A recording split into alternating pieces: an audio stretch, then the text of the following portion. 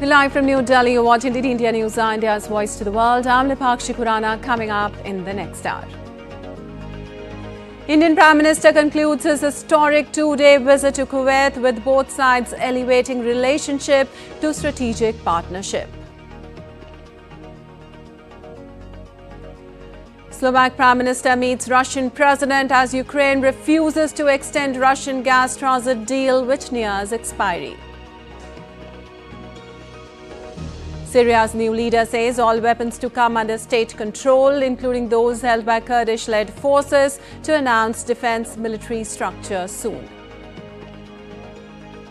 Small plane crashes into Brazil tourist city, killing at least 10.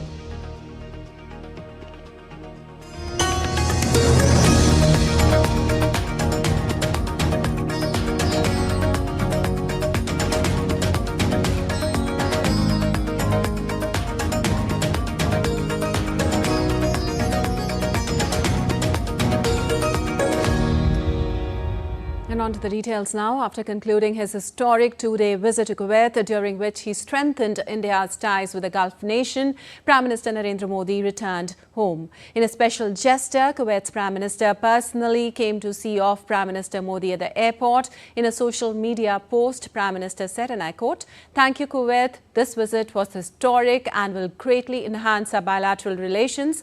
I thank the government and people of Kuwait for their warmth. I also thank the Prime Minister of Kuwait for the special gesture of coming to the airport for the see-off."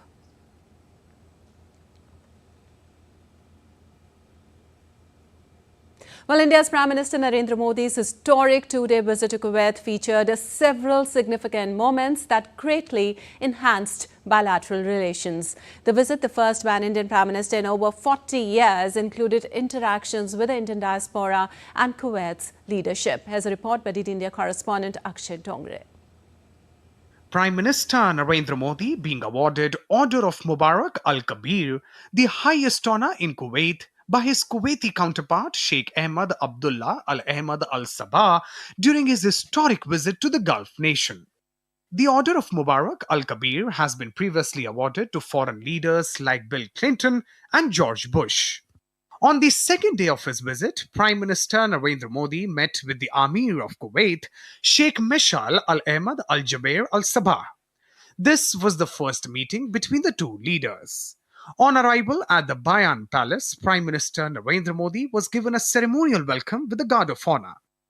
The leaders recalled the strong historical and friendly ties between the two nations. Both the leaders reaffirmed their commitment to further expanding and deepening bilateral cooperation. India-Kuwait agreed to elevate the bilateral relationship to a strategic partnership. Prime Minister thanked the Amir of Kuwait for ensuring the well-being of Indian community in Kuwait. The Amir of Kuwait expressed appreciation for the contribution of Indian community in Kuwait's development. Prime Minister Narendra Modi invited the Amir of Kuwait to visit India. The leaders acknowledged that the bilateral relations were progressing well and welcomed their elevation to a strategic partnership. The Prime Minister also expressed confidence that the India-GCC relations will be further strengthened under the presidency of Kuwait. PM Modi also held bilateral discussions with Crown Prince Sabah Al Khalid Al Sabah and the Prime Minister of Kuwait. During the visit of the Prime Minister, India and Kuwait deepened their relationship by signing of several MOUs, including MOU between India and Kuwait on cooperation in the field of defense, Cultural Exchange Program or the CEP between India and Kuwait for the years 2025 to 2029, Executive Program or EP for cooperation in the field of sports from 2025 to 2028, and Kuwait's membership of International Solar Alliance. The International Solar Alliance, Kuwait becoming a member, collectively covers the deployment of solar energy and addresses key common challenges to the scaling up of use of solar energy to help member states develop low carbon growth trajectories. Before departing, Prime Minister Narendra Modi also held a meeting with Kuwaiti influencers who for years have worked towards enhancing cultural cooperation between the two countries.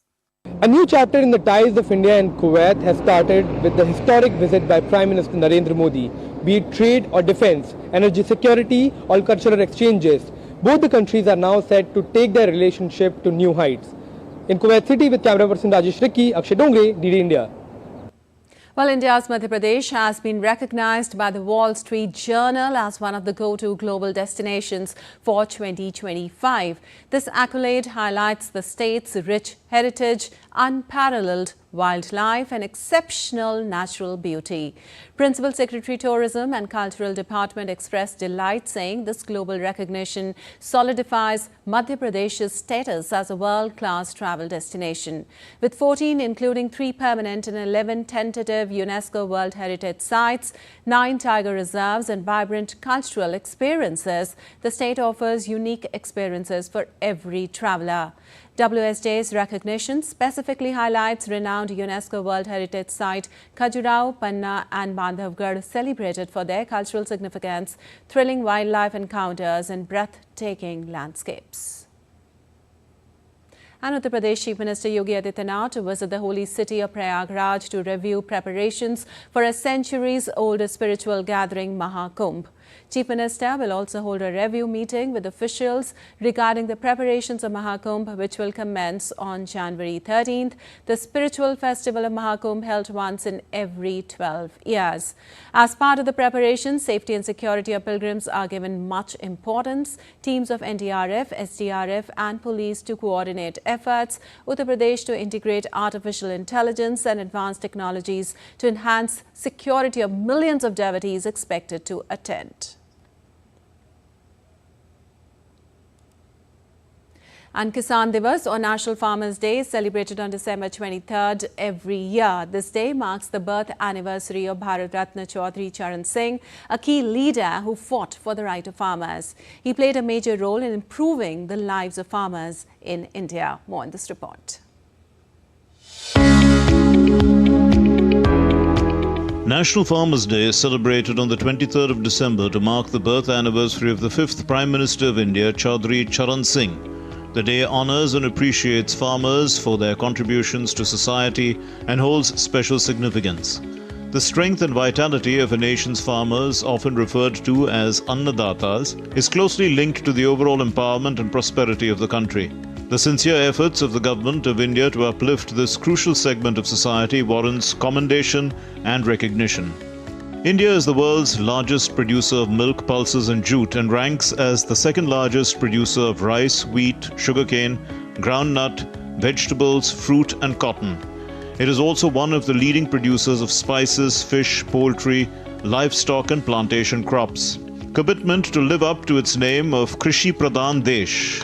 Farmers across the nation are experiencing a newfound sense of economic security and assurance, showing the government's farmer-centric focus. The budget set aside for agriculture increased 5 times, from 1.37 lakh crore rupees during 2007-14 to 7.27 lakh crore rupees during 2014 to 2025. Infrastructure near the farms is key to farmers' welfare. Since the inception of the Agriculture Infrastructure Fund, rupees 35,262 crores have been sanctioned for 48,352 projects. Major projects sanctioned under Agriculture Infrastructure Fund include 11,165 warehouses, 10,307 primary processing units, 10,948 custom hiring centers, 2,420 sorting and grading units, 1,486 cold store projects, 169 assaying units and around 11,857 other kinds of post-harvest management projects and a historic MSP increase. Initiatives and endeavors. The Pradhan Mantri Fasal Bima Yojana has become the largest crop insurance scheme in the world in terms of farmer enrollments, as well as the third largest scheme in the world in terms of insurance premiums. The government has formulated the agriculture export policy in the country for the first time. This has led to agriculture exports reaching up to 4 lakh crore rupees, with scope for further advancement. The government is promoting cooperatives in agriculture. Therefore, a Ministry of Cooperation has been established for the first time in the country. To ensure faster growth of the sector, the government is promoting private and public investment in post-harvest activities including aggregation, modern storage, efficient supply chains. Till December 19, 2023, 23.58 crore soil health cards have been distributed to farmers. India's global dominance extends across agricultural commodities, making it the largest producer of milk, pulses and spices worldwide. Given opportunities and an appropriate policy setting, India's farmers have demonstrated their capability to meet the food demands of the rest of the world. Abhishek Mahajan's report for DD India. And India's Vice President Jagdeep Dhankhar on Monday paid tribute to former Prime Minister Chaudhry Charan Singh on his birth anniversary at Kisan Ghat, New Delhi. Union Minister of State and grandson of Chaudhry Charan Singh, Jayant Chaudhry, was also present on the occasion. Calling farmers Annadata or provider of food and Vidhata or creator of India, Vice President Dhankhar said that 2025 will mark the 25 years since the inception of Kisan Divas, and the government needs to organize year-round activities to prioritize the welfare of farmers. देश में 730 से ज्यादा कृषि विज्ञान केंद्र हैं। एक विज्ञान केंद्र 5000 से ज्यादा किसानों को लाभ देता है। आज मैं मानकर चलता हूं कि हर कृषि विज्ञान केंद्र में किसानों का जमावड़ा होगा। उनको जरूर आमंत्रित किया होगा, उनको जागरूक किया होगा, क्योंकि आज हम ऐसे समय दुनिया में रह रहे हैं जहां भारतवर्ष के लिए, जहां दुनिया की 1/6 आबादी रहती है, 5000 साल से ज्यादा की सांस्कृतिक विरासत है। Well, India's Prime Minister Narendra Modi paid tribute to former Prime Minister and Bharat Ratna awardee Chaudhry Charan Singh on his birth anniversary, commemorating the legacy of his leadership and commitment to the nation. Prime Minister Modi highlighted Chaudhry Charan Singh's unparalleled dedication to the welfare of farmers and rural communities. PM Modi also acknowledged the late leader's tireless efforts in advocating for agricultural reforms and rural development, which continues to shape India's policies today. And now let's take a look at other stories making news. Rehearsals for the Grand Republic Day Parade are in full swing in Delhi. Army personnel braved the torrential cold weather to perfect their performances for the upcoming event.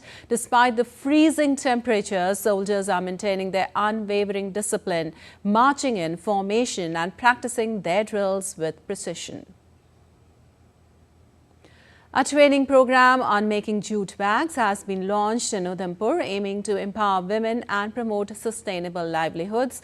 The initiative equips women with essential skills in crafting eco-friendly jute bags, offering them a pathway to financial independence. The program includes hands-on workshops on designing, cutting and stitching jute bags, as well as sessions on marketing and entrepreneurship.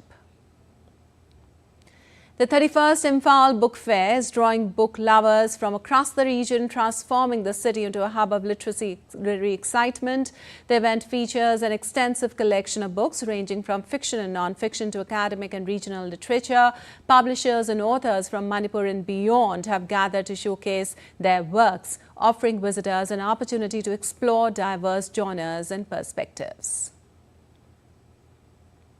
Tourists flock to Ahmedabad's Nal Sarovar Bird Sanctuary to witness the mesmerizing sight of migratory birds. Known as a haven for avian species, the sanctuary hosts a variety of winged visitors during the winter months, attracting nature enthusiasts and bird watchers alike. The sanctuary's serene environment, combined with its rich biodiversity, makes it a must-visit destination for both tourists and wildlife photographers.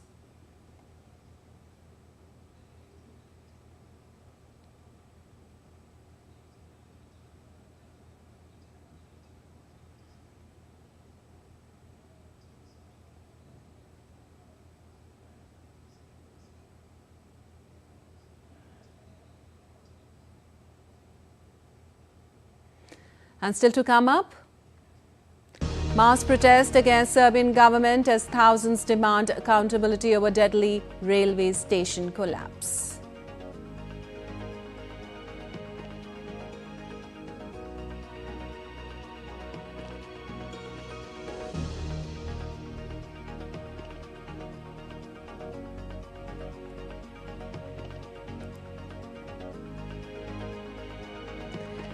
And Mayotte reels from Cyclone Cheeto as rescue efforts intensify amid fears of thousands dead and disease outbreaks.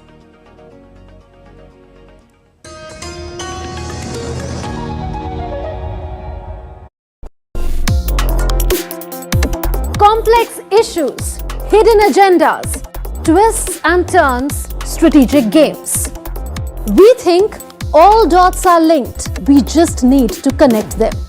Join me every week as I connect the dots to unravel hidden designs in statecraft, mysteries, and decode issues that matter to you.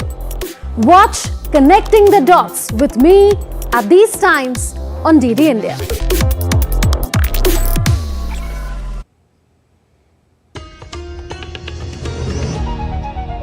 Welcome back. You're watching DD India News. I'm Lipakshi Khurana, and moving on, tensions continue to escalate as Russian President Vladimir Putin vows retaliation against Ukraine following a drone attack in Kazan.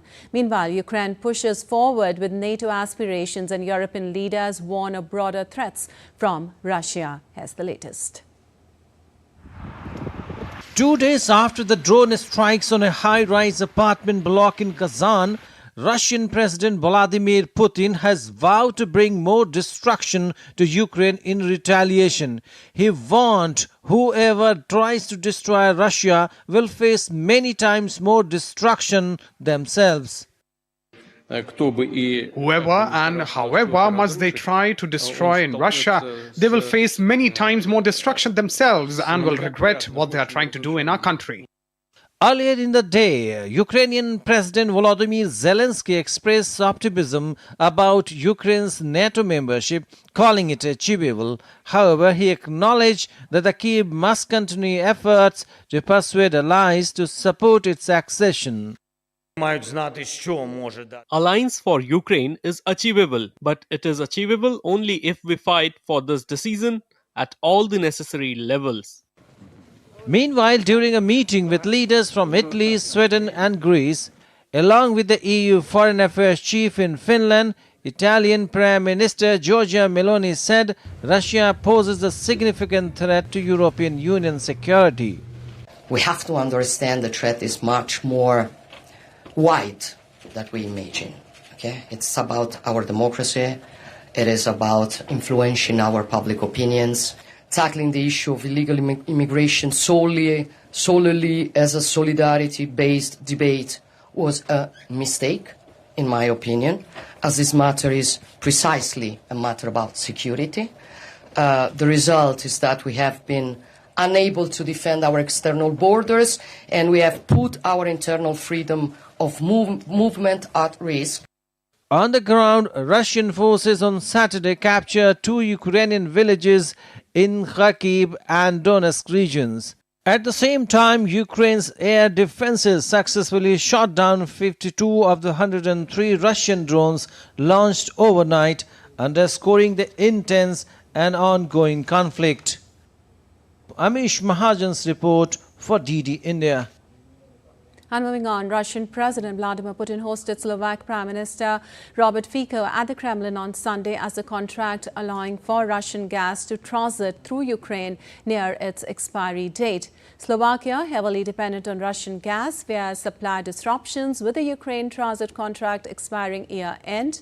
Ukraine has made it clear it will not renew the transit contract, while Fico mentioned that Putin had confirmed Russia's readiness to continue to supply gas to the West and to Slovakia. Fico posted on social media that Sunday's meeting was in response to Ukrainian President Volodymyr Zelensky opposing any transit of gas through Ukraine to our territory. The two leaders also discussed the conflict in Ukraine just hours after Putin had warned of harsh reprisals against Kyiv over a drone attack. And Syria's new leader, Ahmed al-Sharaa, said on Sunday that all weapons would come under state control and his administration would announce the new structure of the defense ministry and the military within days. In a joint press conference with Turkish Foreign Minister Hakan Fidan in the Syrian capital Damascus, al-Sharaa said weapons in the country, including those held by Kurdish-led forces, would come under state control. Sharaa said that after upcoming consultations with defense and military officials on a new structure for the military, armed factions will begin to announce their dissolution and enter the army.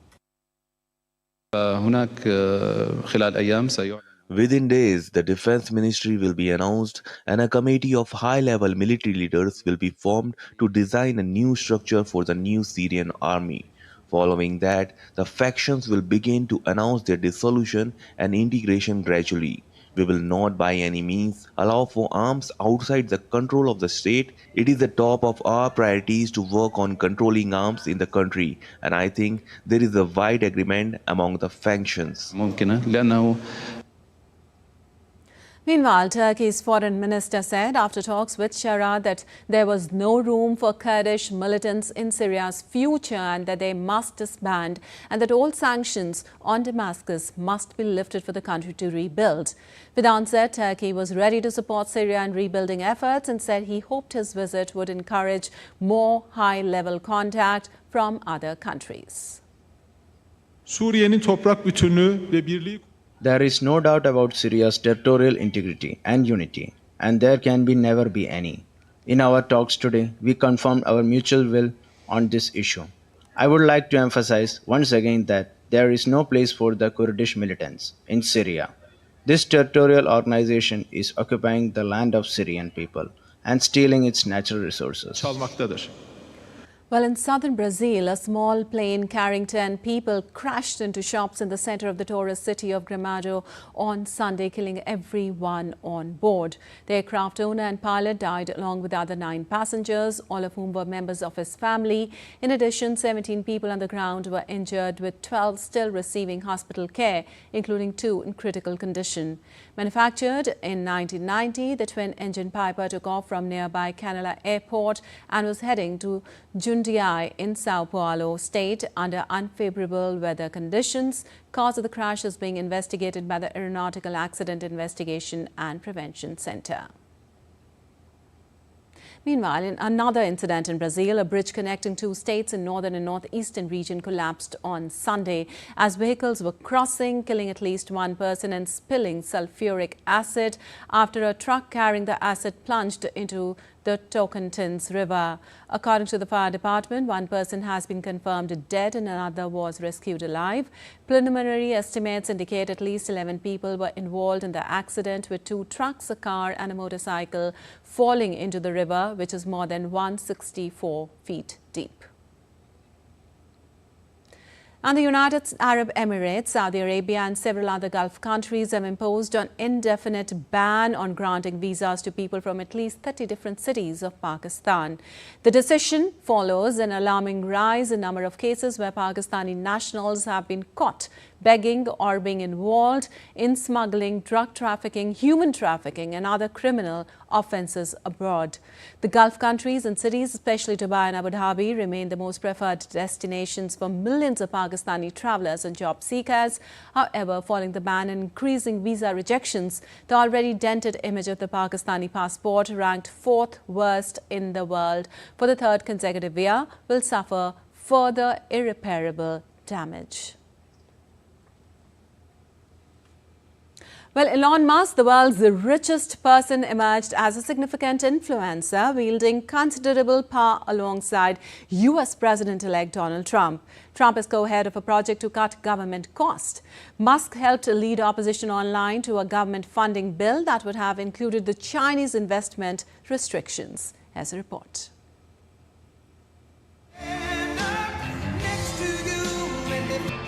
Donald Trump will be sworn in as the US President on 20th of January 2025, marking the start of his 2nd term and a remarkable political resurgence. One man has been by his side, cheering him and becoming Trump's star campaigner. That is Elon Musk, the tech billionaire and CEO of Tesla. Musk, who had previously described himself as half Democrat, half Republican, began hitting out at US President Joe Biden and his administration over their policies soon after he was elected. The relationship soured further in 2021 when Musk complained that his company Tesla wasn't invited to the White House's summit on the future of electric cars despite it selling 74% of all EVs in US alone. Musk also criticized Biden's support to workers' unions and said he was unable to get a lot done. Before Donald Trump was voted to power in 2016, Musk slammed the Republican and said he was not the right guy for the job. But recently, Trump's relationship with Elon Musk is showing no signs of fraying, even after at times he appeared to eclipse the president-elect's influence, as he bullied House Republicans into paring down their bipartisan spending deal to avert a government shutdown with just hours to spare. The top Democrat on the House of Representatives Appropriations Committee has said Republicans in Congress were protecting Elon Musk's Chinese investments by scrapping provisions restricting US investments. Representative Rosa DeLauro said in a letter that Musk, CEO of electric car maker Tesla, may have upended the government funding process to remove a provision that would regulate US investments in China, given his extensive investments in China in key sectors. Musk posted a number of critical posts about DeLauro on X on Friday, including one that said she needs to be expelled from Congress. Earlier, Musk, in a post on X on Wednesday, said that any US lawmaker who votes for the proposed stopgap bill to fund the federal government deserves to be voted out. President-elect Donald Trump has named Elon Musk as co-head of a project to cut government costs. Musk helped lead opposition online to a government funding bill that would have included the Chinese investment restrictions. Dheeraj Das report for DD India. Well, meanwhile, Donald Trump told supporters on Sunday that his billionaire ally Elon Musk was not taking the presidency, as he said his opponents are trying to suggest. Trump has tasked Musk, the world's richest person, with heading a budget-cutting task force, but he will hold no official position in Washington. But I will order federal workers to get back to the office in person or be terminated from the job immediately. And we will create the new Department of Government Efficiency headed by Elon Musk.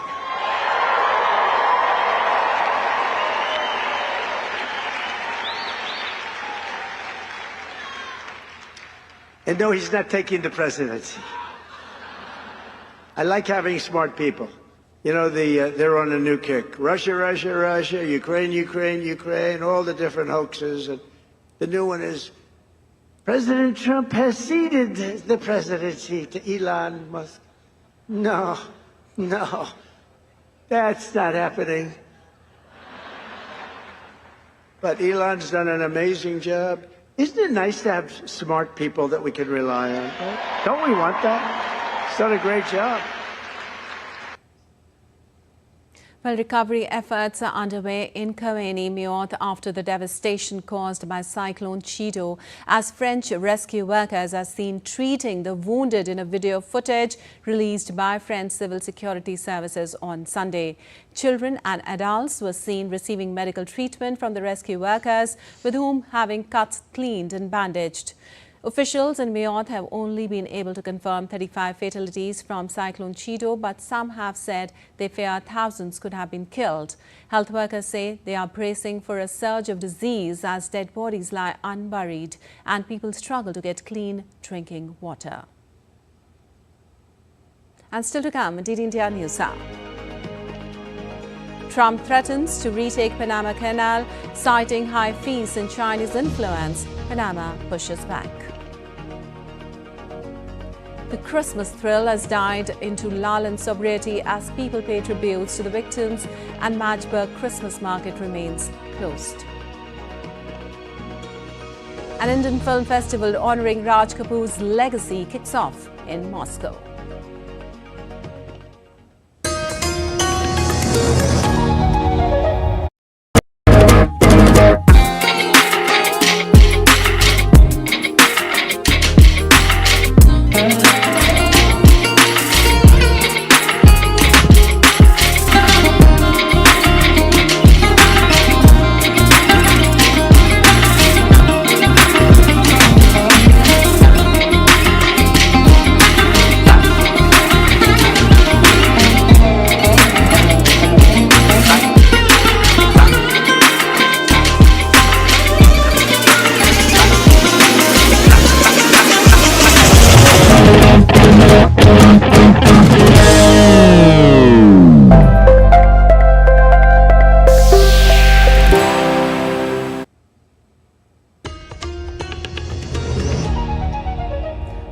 back. You're watching DD India News Hour. Lipakshi Kurana, and time now for a quick recap of the headlines.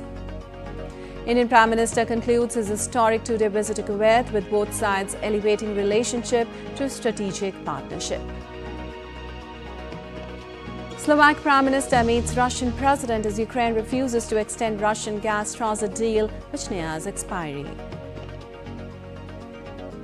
Syria's new leader says all weapons to come under state control, including those held by Kurdish-led forces, to announce defense military structure soon.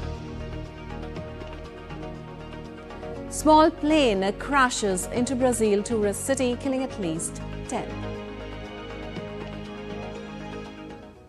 And President-elect Donald Trump threatened to reassert U.S. control over the Panama Canal, accusing Panama of charging excessive rates to use the Central American Passage, which allows ships to cross between the Pacific and Atlantic Oceans. Speaking to a crowd of supporters in Arizona on Sunday, Trump also said he would not let the canal fall into the wrong hands, warning of potential Chinese influence on the passage. Trump's comments came hours after he leveled a similar threat against Panama in a post on Truth Social on Saturday night. We will never, ever let it fall into the wrong hands, but it's falling into the wrong hands. It was not given for the benefit of others by a token of cooperation, but it was given to Panama and to the people of Panama, but it has provisions. You got to treat us fairly, and they haven't treated us fairly. If the principles, both moral and legal, of this magnanimous gesture of giving are not followed, then we will demand that the Panama Canal be returned to the United States of America in full, quickly, and without question. Well, moments after Donald Trump doubled down on his plans to take back the Panama Canal, Panama's president said that the canal will remain under his country's control. In a video posted to social media, Jose Raul Molino rejected Trump's claims that the United States could retake the waterway. He also disputed Trump's complaints that U.S. vessels were being charged unfair and exorbitant fees to travel through the canal. Canal no tiene control directo. The canal is not controlled directly or indirectly by China, the European Community, the United States, or any other power. As a Panamanian, I reject any statement that misrepresents this reality. The canal will continue to be in Panamanian hands as the patrimony of our nation and guaranteeing its use for the peaceful and uninterrupted transit of ships of all nations. Para el tránsito pacífico. Well, Trump would also nominate Mauricio Claver-Caron to serve as a special envoy to Latin America. He was fired from a previous position for allegedly having an affair with a subordinate.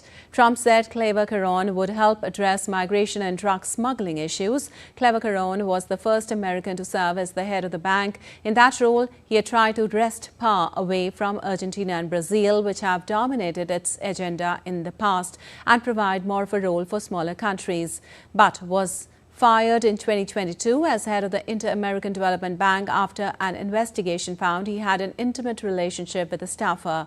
Investigators also found that Claver-Caron created a hostile environment at the bank. He denied having an affair. And Mozambique is on edge ahead of a ruling expected on Monday to determine the final results of October's disputed elections. Political unrest gasped the East African country for more than 2 months after exiled opposition leader Venancio Mondlane claimed that there were irregularities in the elections. Mondlane has also threatened to call a popular uprising if the Constitutional Council approves initial results that found he came second in the October 9th vote behind the ruling Frelimo party candidate. Well, the Election Commission results said that Mondlane won 20% of the presidential vote compared to 71% for Daniel Cheeto, the Frelimo candidate. Mondlane has said the result was rigged and that he won 53% of the vote. Several international observer missions have also said there were irregularities. And tributes started pouring as residents gathered in front of the church close to Magdeburg Christmas market on Sunday to show their sympathy with the victims and their relatives of the attack that killed 5 and injured scores. A man suspected of plying a car through crowds at the market faces multiple charges of murder and attempted murder. Friday evening's attack in the ruling central city of Magdeburg shocked the country and stirred up tensions over the charged issue of immigration. And tens of thousands of people gathered in central Belgrade on Sunday to protest against President Aleksandar Vučić and his ruling Serbian Progressive Party. The party was blamed for a railway station roof collapse last month that killed 15 people. The protesters switched on the lights of their mobile phones and stood in silence for 15 minutes to commemorate the victims. Opposition leaders and the public have taken to the streets repeatedly, blaming the accident on shoddy construction resulting from government corruption and nepotism. The ruling coalition denies those charges, and Vučić has said those responsible must be held to account. Well, Albania announced a one-year ban on TikTok, the popular short video app, following the killing of a teenager last month that raised fears over the influence of social media on children. Rahul Upadhyay has this report for DD India. Albania's Prime Minister has announced the government intends to block access to TikTok for 1 year after the killing of schoolboy last month raised fears about the influence of social media on children. Albanian Prime Minister Edi Rama declared his government would shut down social network TikTok for at least a year from 2025. Proposed ban would start in January. Meanwhile, TikTok said it is seeking urgent clarifications from the Albanian government about the proposed ban. As per media report, the social media platform had found no evidence that the person who allegedly stabbed the 14-year-old boy or the victim himself had TikTok accounts. Countries like India have already implemented a nationwide ban on TikTok. It is also blocked in Iran, Nepal, Afghanistan, and Somalia. TikTok is also fighting against a law passed by the US Congress, which would ban the app from 19th of January unless it is sold by ByteDance, its Chinese parent company. The US government is taking action against the app because of what it says are its links to the Chinese state. Rahul Upadhyay's report for DD India. Well, Indian Film Festival honouring Raj Kapoor's legacy has kicked off in Moscow. RT correspondent Anastasia Volodina reports from the event for more. From the heart of the Russian capital and across to New Delhi, the Indian Film Festival has officially kicked off in Moscow, celebrating not only the magic of Indian cinema, but the timeless legacy of Raj Kapoor, the legendary producer, film director and actor, celebrating the 100th anniversary of his birth. This year's film festival is being held at Moscow's iconic Illusion Cinema. Over 3 days, the festival will showcase 6 diverse films organised by the Indian Embassy, the Russian Ministry of Culture and other government bodies. It honours the best of Indian cinema across multiple genres. The event is a spectacle of the diverse array of national award winners, regional gems and cutting-edge independent films, all underscoring the universal power of storytelling to break through geographical, cultural and linguistic divides. The festival will also feature renowned film personalities and performers and include panel discussion on the cooperation between Russia and India in film production, where producers, studio heads and film distributors from the two nations will take part. Most of the actors in India, those who are trained actors or even untrained actors in drama school, we all have been inspired by Chekhov, Gorky, Tolstoy. So I'm very glad to be here in Moscow for the first time. As far as Russian cinema is concerned, it has made everything. The theories of filmmaking came from Russia, be it Pudovkin, Eisenstein, Tarkovsky, one of my favorite filmmakers. They all came from here. The Indian Film Festival kicked off with a vibrant opening ceremony celebrating the day 100 years ago legendary actor and director Raj Kapoor was born. The event featured the unveiling of a book honouring him titled The Master at Work, as well as screening of one of his acclaimed films and a mesmerising performance by the Moscow Conservatory Chamber Choir, all paying tribute to the enduring legacy of Kapoor's cinematic genius. Raj Kapoor's films, with their emotional depth and unforgettable music, have resonated not only with audiences in India, but transcended cultural boundaries, as his distinguished roles and direction have left an indelible mark on the world. You know, Indian movies have always been very popular in earlier Soviet Union, now Russia, and all Indian blockbusters, most of Indian movies are released here with Russian subtitles on a regular basis. A number of cinema halls show Indian movie very regularly. We promote that. The Indian Film Festival salutes both the magic of Indian cinema and the enduring legacy of Raj Kapoor, proving the universal power of storytelling. Anastasia Volodina, RT from Moscow. And now let's take a look at other stories making news around the world. A man has been arrested in New York in connection with the death of a woman who was set on fire on a subway train in Brooklyn. The woman was on a stationary F train to Brooklyn when she was approached by a man who used a lighter to ignite her clothing. Police described the incident as one of the most depraved crimes one person could possibly commit against another human being. In the direct sales store at the Lovia farm in Belines, a town in Normandy, customers can now buy stamps and send a parcel while they stock up on local farm produce. The farmer said that the French post office approached them to extend services by opening a post office outlet. The initiative was launched to address the challenges faced by rural residents and to provide them with everything in one place. In Taiwan, 90-year-old Cheng Chen Mei lifted a 35 kg bar with ease, leaving audience erupting in cheer and applause. Cheng Chen was one of 45 spirited participants who took part in a unique weightlifting competition in Taipei recently, designed specifically for seniors aged 70 and above. During the three-round competition, Cheng Chen lifted 35, 40 and 45 kgs. The oldest participant at the competition was 92 years old.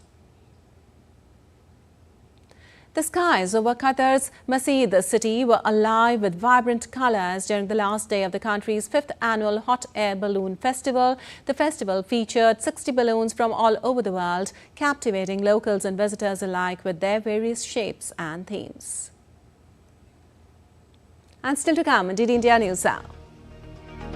Delhi woke up with light rain as fresh western disturbance brings chill to northwest India. Severe cold wave alert issued. Rohit Sharma's knee injury not serious, says Indian pace bowler Arshdeep ahead of 4th test against Australia. And we'll show you glimpses of Christmas festivities all around US and Europe.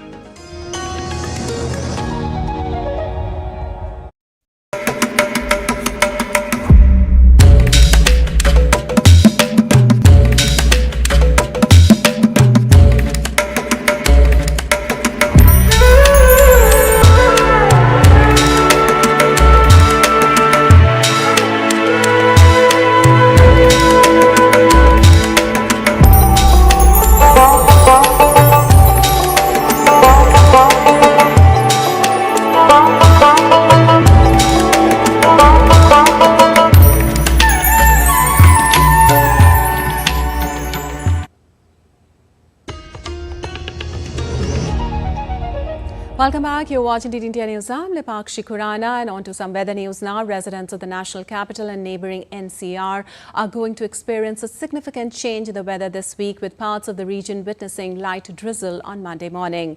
While heavy rain along with a sharp drop in temperatures are in the offing, the Indian Meteorological Department has reported a fresh western disturbance which is expected to impact northwest India and the western Himalayan region, with widespread showers and snowfall between December 27th and December 28th, as cyclonic circulation currently over Rajasthan at lower tropospheric levels will contribute to this activity, resulting in snow and rainfall across several regions. A severe cold wave alert for parts of Himachal Pradesh in coming days.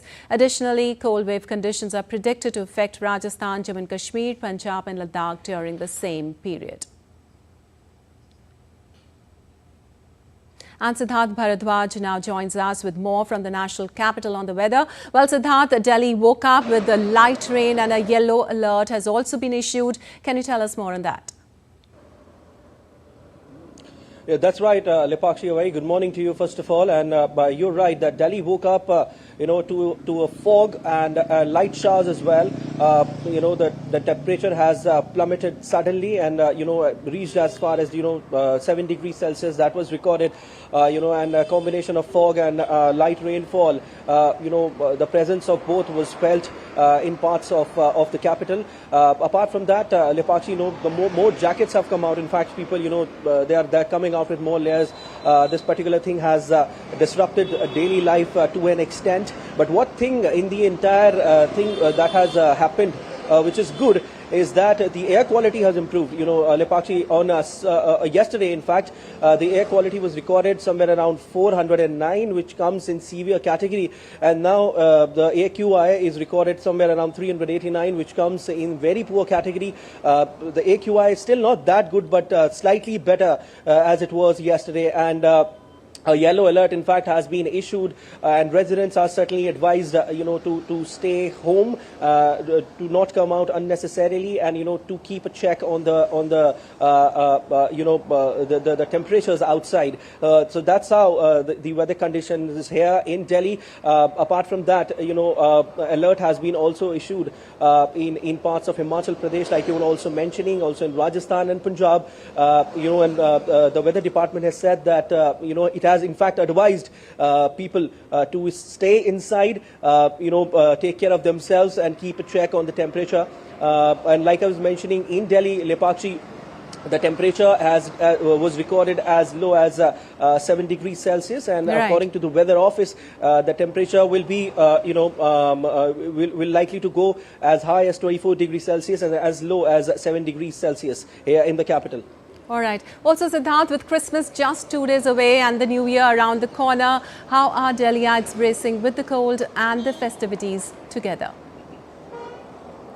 Oh, definitely. It happens, every year, Lepakshi. In fact, the festivities don't stop people, be it any temperature outside. But yeah, definitely people are, bracing themselves up for cold weather ahead as per the weather office. And they're also continuing the festivities. The preparations are in full swing, not just in India, but around the world. And as far as the capital is concerned, that people are definitely, decorating their houses, planning parties, and also advising each other to stay safe in this cold weather, because a slight mistake can cause you fever and other illnesses as well, which people don't want to actually when it comes to the festive season. So as far as the festivities are concerned, then Delhiites are bracing up for the Christmas celebrations. They have applied leaves in offices, and also like I was just mentioning, that they are advising each other to take care of themselves, as the temperature, is expected to plummet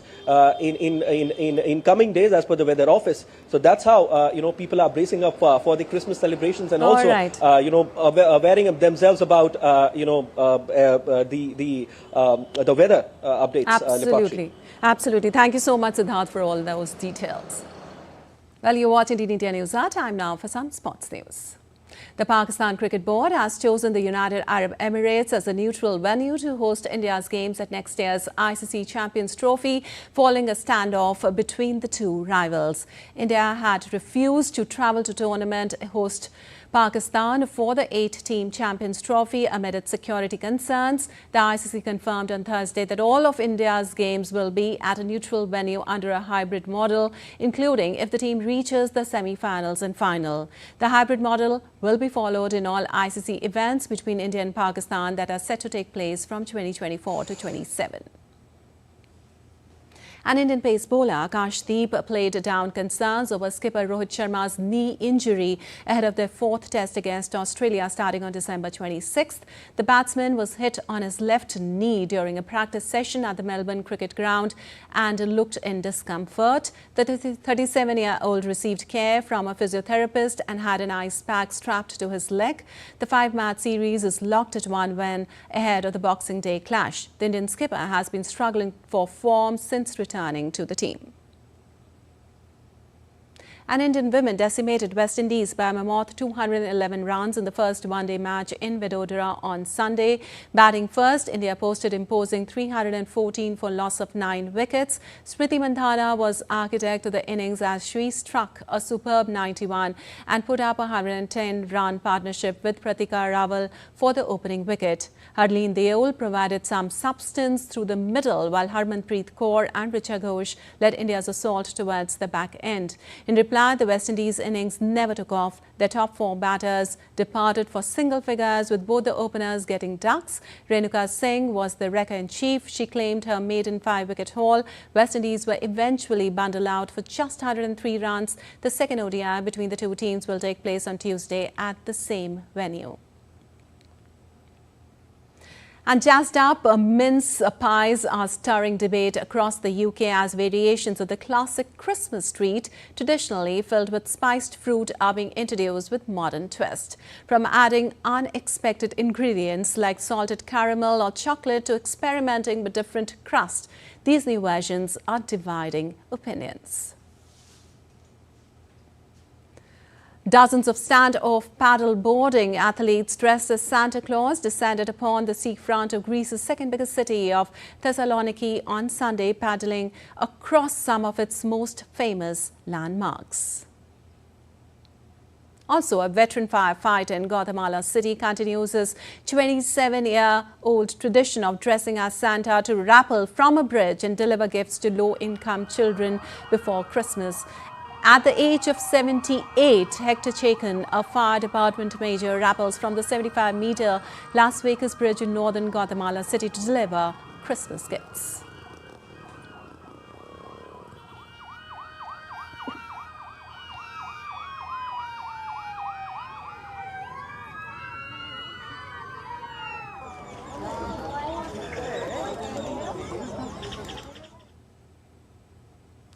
Also, the dazzling Christmas house in Balzorsain enchants visitors as its lights glow. 45,000 lights illuminate the nativity scene in front of Joseph Gloger's house in the Swabian village near Guasberg. For over 20 years, the Christmas house has showcased illuminated nativity figures from December to mid-January, requiring 6 weeks to set up.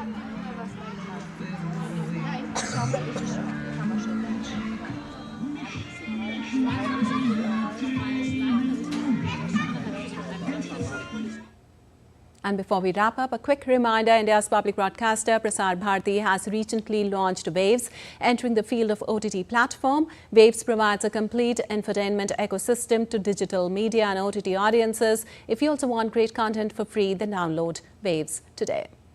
Well, that's all for this edition of DD India News Hour, but let us know your thoughts on the news of the day. We'll be back with more news as it breaks here on DD India. I'm Lipakshi Khurana from all of us here in Delhi. Thanks for watching DD India News Hour.